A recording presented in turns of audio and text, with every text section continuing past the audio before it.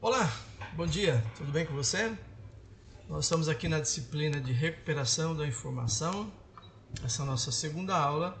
Na aula passada nós estudamos o plano de ensino da disciplina, falamos sobre aspectos gerais dessa disciplina e também falamos sobre avaliação, frequência e participação nas aulas e também com relação aos trabalhos e leituras que serão solicitadas. E ali falamos sobre como vamos computar a questão das avaliações e da nota final da disciplina, que vai ser baseada nesses trabalhos que vão ser solicitados. Bom, hoje nós vamos falar sobre a abordagem conceitual da recuperação da informação, falar de conceitos e tipos sobre isso. Então, você acompanha aí na apresentação, que é o que você está vendo agora, tá bom? Em geral, eu vou desligar o vídeo para que o arquivo ele fique pequeno, para que a transmissão ela possa ter um resultado legal mesmo em quem estiver assistindo aí num celularzinho e com um celularzinho pequenininho e com uma internet não das melhores, tá bom? Então, por favor, acompanhe aí. Bom, como você está vendo, a aula hoje é a aula do dia 15/12, tá certo? Primeiro de tudo, é importante nós entendermos bem a definição do que seria a recuperação da informação, tá certo? Eu vou ler para você a definição que eu escrevi. Então, a recuperação da informação, ou abreviado aí o RI, refere-se a uma parte do ciclo informacional na qual são tratadas as ações necessárias para identificar e indicar ao potencial usuário os documentos e ou dados que podem vir a suprir uma necessidade informacional, normalmente indicada como uma expressão de busca. Então, dentro de toda a problemática que envolve a recuperação da informação, este momento que a gente vai estudar, ele diz respeito especificamente àquela fase na qual o usuário ele tem contato com algum tipo de recurso e ele faz uma seleção. Se for em sistemas automatizados, essa seleção normalmente começa com uma expressão de busca e vai fazendo refinamento sobre isso, né?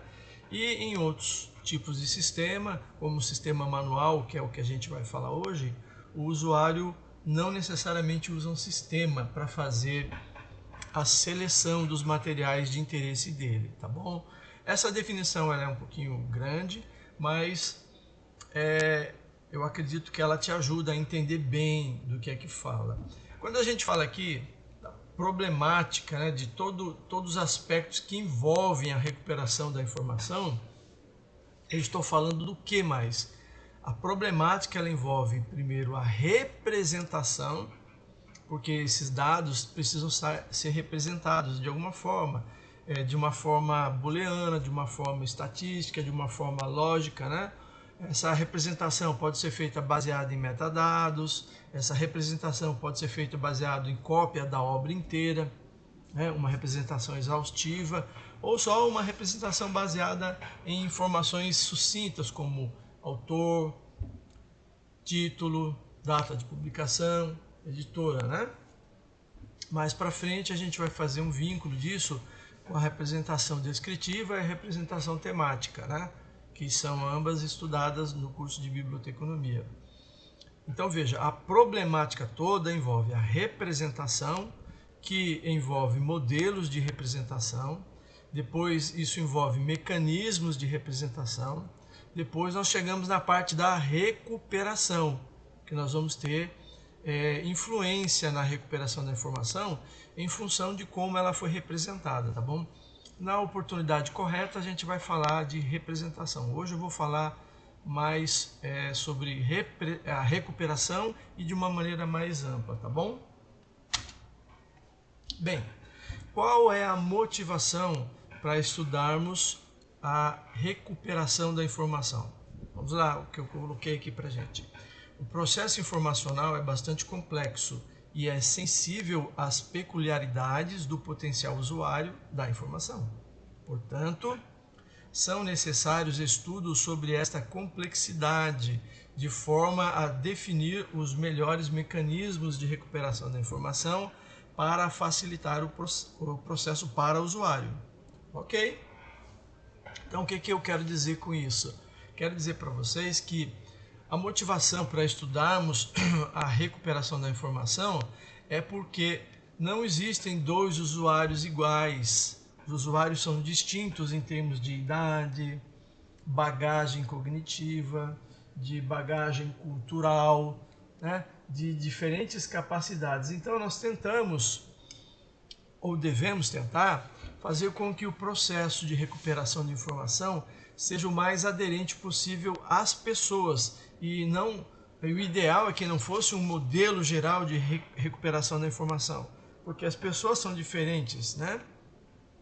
Então, assim como roupa e calçados, né, precisam cada um escolher o seu número adequado, e o bom mesmo, falando em sapato, era que nem fosse assim, mas que fossem sapatos feitos especificamente para cada pessoa, porque as pessoas têm diferenças nos pés. Então, um sapato número 30 para um pode não ser perfeitamente adaptável ou pode não ser bem confortável para uma outra pessoa que não é nem 30, mas não é 29, é uma coisa um pouquinho maior, ou às vezes a pessoa tem um pé um pouco mais alto do que o outro. Enfim, o ideal é que tudo fosse feito de maneira pessoal, personalizada, assim como medicamentos. O certo era que a gente fosse para uma farmácia e não comprasse uma receita pronta, porque uma dose de um medicamento que serve para uma pessoa pode ser muito alta para uma outra pessoa, ou pode ser muito baixa. Mas isso tudo é difícil, né? Tem um remédio específico para cada pessoa e tem um sapato específico para cada pessoa. Então, no nosso mundo industrializado, altamente comercial e capitalista, são criados alguns padrões e a gente tenta fazer com que as pessoas se encaixem em um ou outro padrão. Então, às vezes você compra um sapato ou uma camisa P que fica apertada, aí você compra uma outra P que fica confortável, né? Além de tudo, existem diferenças em que uma empresa entende por P e outra empresa entende por P. Então, o P não é um tamanho universal, varia de fabricante para fabricante. Então, com a questão da recuperação da informação, também é ruim termos um modelo genérico e esse modelo genérico ser disponibilizado e ele servir para todo mundo. Vou dar um exemplo. Supondo que um excelente sistema de recuperação da informação ele vai ser utilizado por uma pessoa que é deficiente visual. Se esse sistema ele não foi feito pensando no deficiente visual, o deficiente visual vai ter dificuldades para utilizar aquele sistema. Às vezes ele nem consegue utilizar.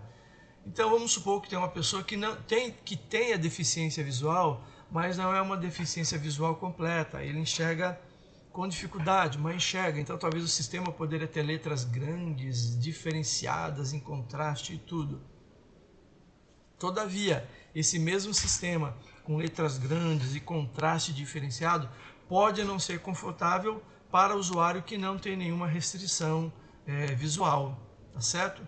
Pode ser que um outro tenha uma restrição auditiva, então o sistema deveria interagir com ele mais da forma visual do que da forma sonora, etc. e tal. E hoje nós temos que os sistemas de recuperação são muito focados no texto, na escrita. Você escreve e ele te responde, manda dados, né, escritos para você. Mas talvez o ideal fosse que não funcionasse assim. Vamos supor, por que eu não posso falar com o sistema de recuperação e dizer: sistema de recuperação, eu quero o livro XYZ. E aí ele converte, ele recebe essa minha fala, entende essa minha fala e vai produzir uma resposta baseada no que eu estou dizendo.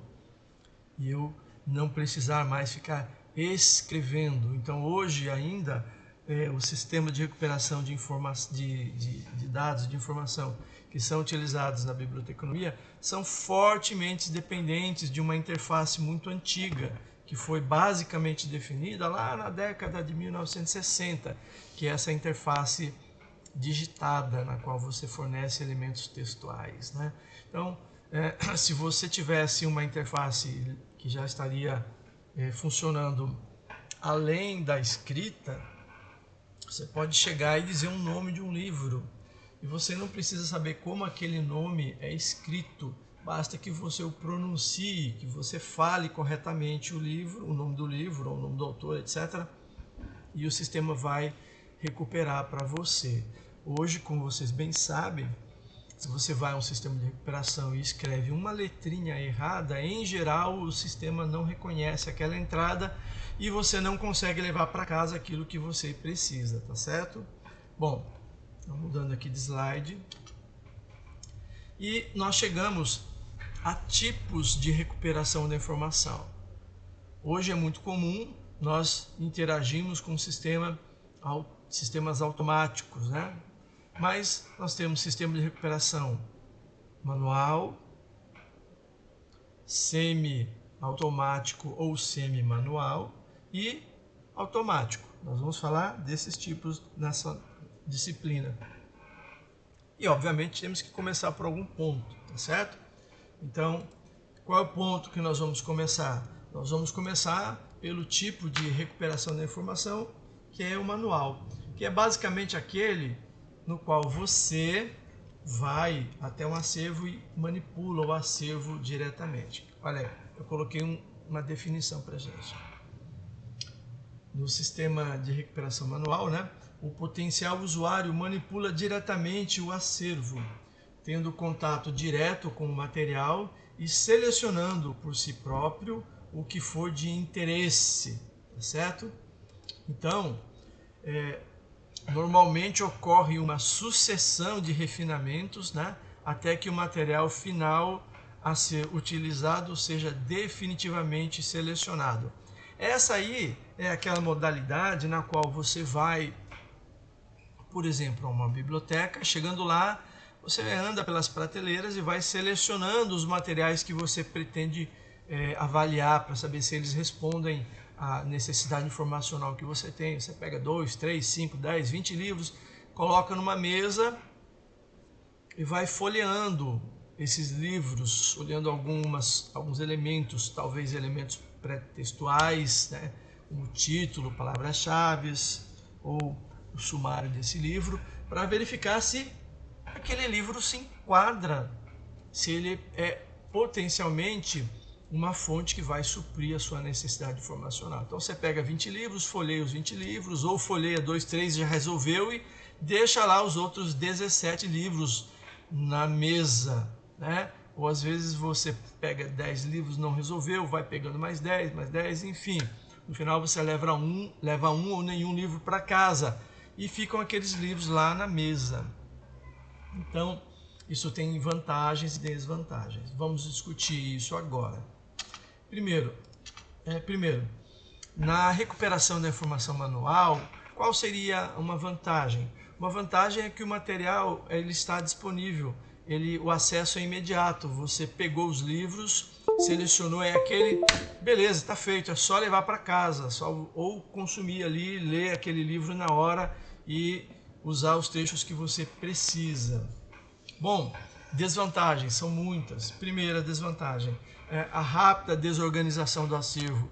Supondo que 50 usuários entrem nessa biblioteca e cada um desses 50 eles peguem 10 livros e desses 10 livros eles levam ficaram lá um bocado de livros nas mesas, todos desorganizados e vão ter que ser colocados de novo nas prateleiras. Isso rapidamente deteriora a organização do acervo, de maneira que se veio um usuário e pegou um conjunto lá documental, pegar 10 livros, né, ou 20 livros do acervo, olhou, deixou nas mesas.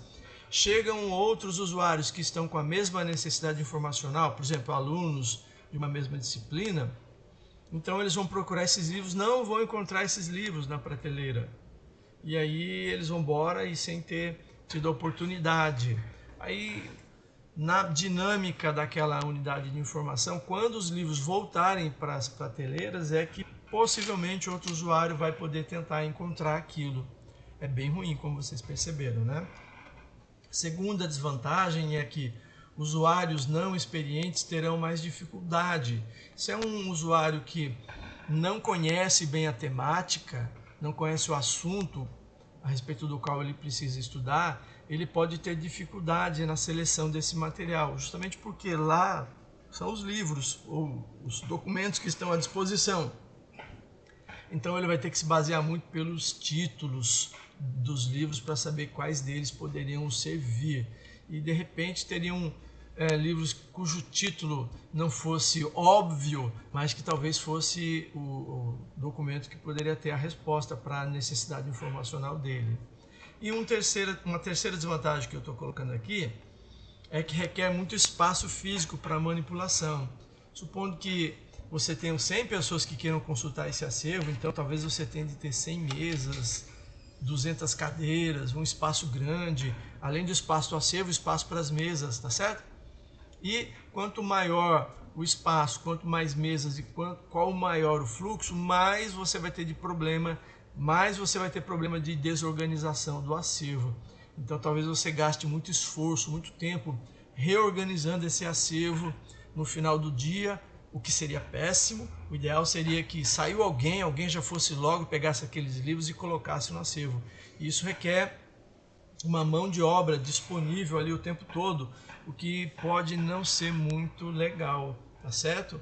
E então isso é uma grande desvantagem do mecanismo de recuperação da informação do tipo manual, tá certo? Isso não é legal.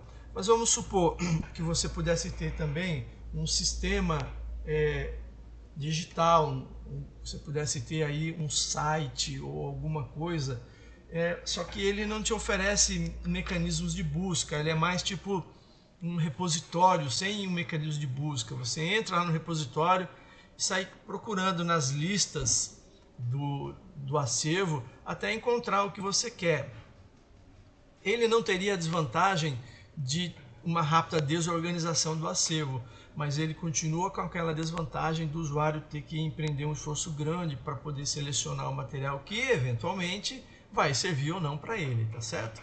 Bom, ok, então isso é basicamente o sistema de recuperação da informação manual, e vocês, como podem certamente imaginar, ele está presente em quase todas as unidades de informação que possuem um acervo físico, né?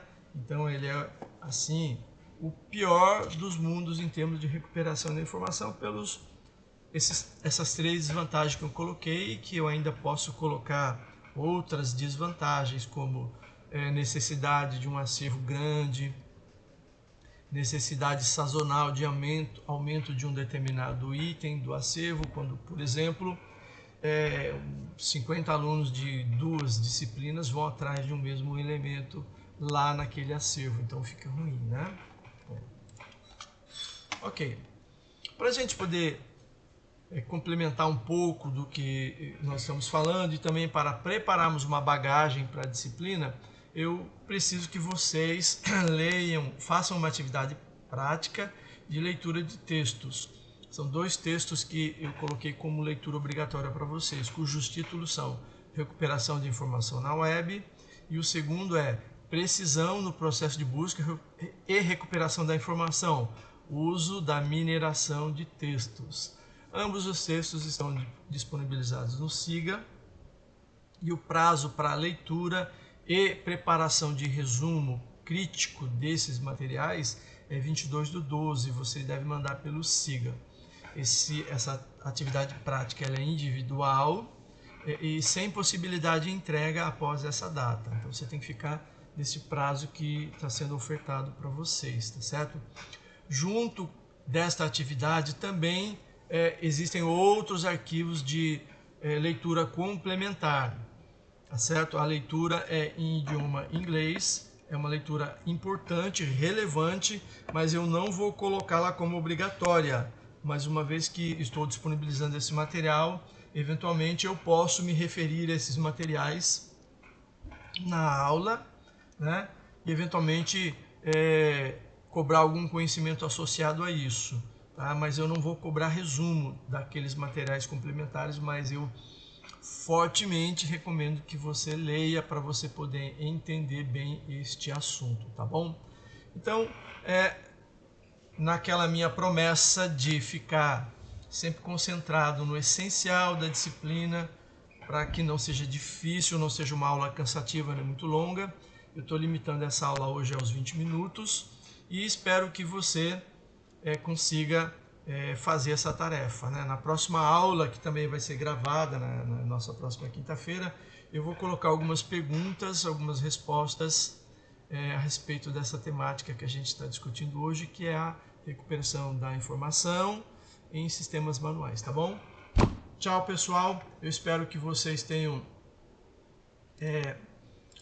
aproveitado essa aula. Preparem suas perguntas para que a gente, quando tivermos o nosso encontro presencial, a gente possa discutir isso com tranquilidade, tá bom? Então fiquem com Deus e se cuidem. Tchau, até mais.